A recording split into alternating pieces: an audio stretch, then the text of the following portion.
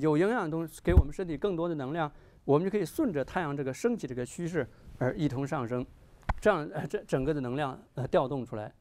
到中午了，刚才咱们讲日龙，就是整个是太阳在那个天空正中，对我们身体能量也都是那个很隆重，自然界一派那个温度都很均和，都很处于很热的状况，最热的状况。我们身体能量也处于最澎湃的这种状况。哎，这时候呢，我们叫中吃饱，就是哎，我们吃那个五谷杂粮，那个就是反正我们吃饱，对吧？我们吃多一点，不要吃得饱饱的。那么到了晚上了，哎，太阳开始逐渐的这日落西山，那么人的能量也开始逐渐下降了。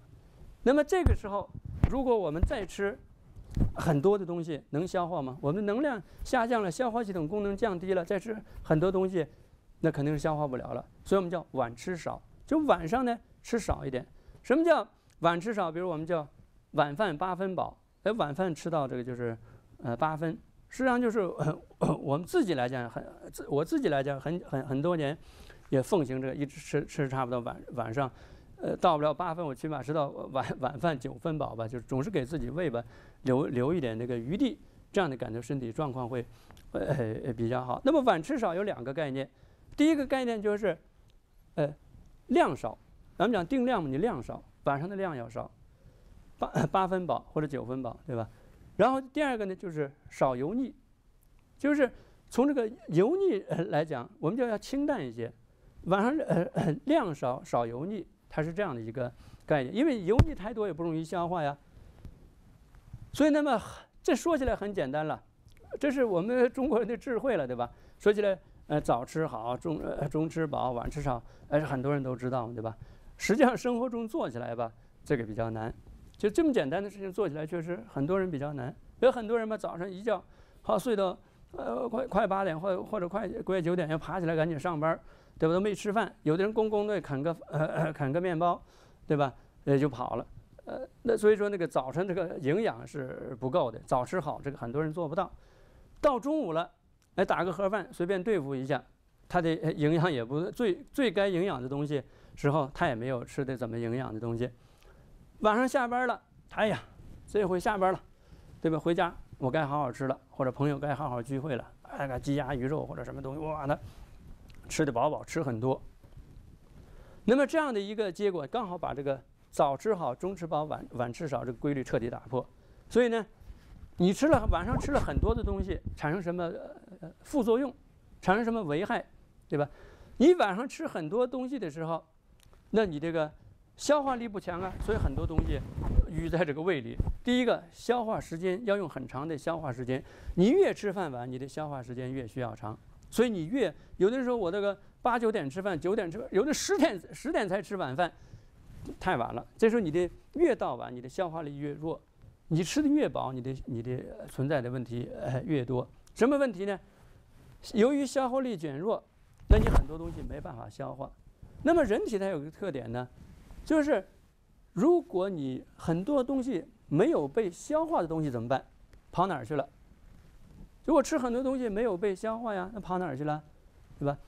它没有被消化，这些东西就转成脂肪，变成脂肪堆积在体内，所以这些人很容易，为什么肥胖很多，对吧？它变成脂肪，变成肥胖的状况。所以你吃的很晚，吃的很多，那你潜在就是你一个肥胖的一个原因。说人体只有你通过就是所谓的脂肪燃烧，就是让它脂肪分解，你把这个能量释放出来。那么你为什么运动可以有一定的减肥作用？因为你通过运动把这个就是脂肪消化呀，所谓的脂肪燃烧就是把脂肪因为你需要能量，脂肪好我给你能量，它把多余的能量释放出来，你的脂肪就减少了嘛，对吧？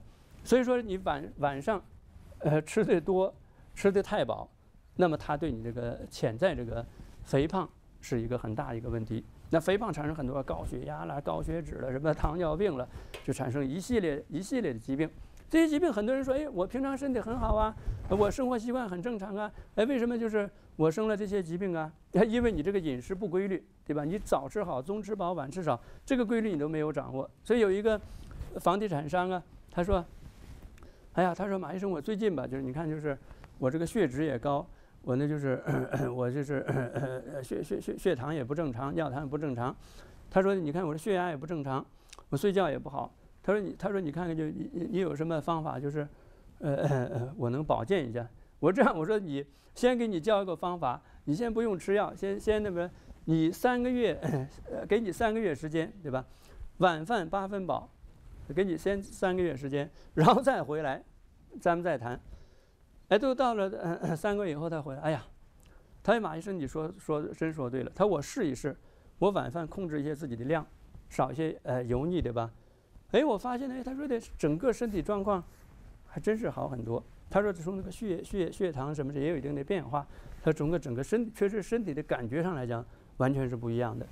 下面给咱们所谈就是这个补养这个习惯的。那么我们前面已经谈过这个补养这个习惯，那我们谈过因为有很多习惯，作息习惯、什么睡眠习惯、什么饮食习惯，那么补养习惯，那我们这里把这强调一些，因为大家很多人要吃一些补品了，什么这样一些东西，维生素了或者一些中药的一些补品了，那我们很多人也形成一个习惯。大家知道在很多人家，特别是广东了什么。香港了，这台湾很多人家庭，他们喜欢我煲一些就是汤了，什么鸡了，我放点什么党参了，或者说是我煲点什么当归了，这些，他很多有这种补养习惯的。那么这种补养习惯呢，我们在前面谈过，我们稍微把它回顾一下。咱们讲过维生素与矿物质的，维生素呢，它就是给人体补充的；那么草药呢，就是调整人体功能的。那么再就是从女子来讲，35岁开始；男子来讲，40岁开始。当然，如果你身体比较虚弱的，那你就可以就是提前，或者说是你身体很强壮，你往后错，这都不要紧的。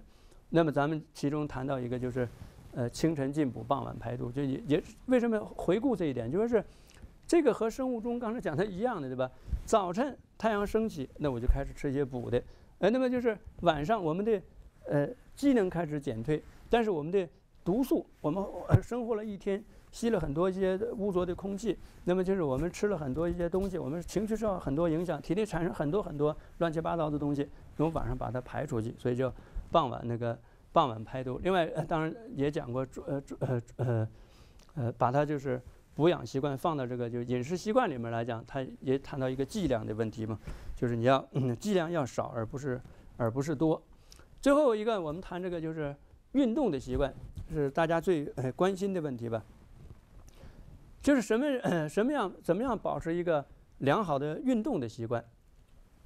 那我们说这个运动的基本的一个规律或者一个节律，它叫那个早多晚少，就是早晨还是回到那个生物钟，对吧？你早晨太阳升起，那我适当的做一些运动，不是适合通过运动产生能量嘛，对吧？不是适合了自然界太阳升起这个趋势，那么晚上来，机能整个降低了，这时候我如果再做很多运动，你就过分消耗自己的体能了。所以我们一般的规律是早多晚少，是这样的。当然这点说是简单了，实际上很多人他也是到了这个，很多人比如是到了晚上下班了，他开始做很多运动了，对吧？那么这样它有一些危害，回头我们会讲这些危害。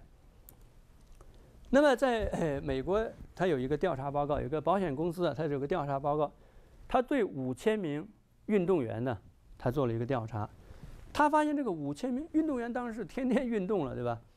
正常人他可能就是一般的人，他可能一个礼拜运动2、3次，有的人就是可能根本就不运动，对吧？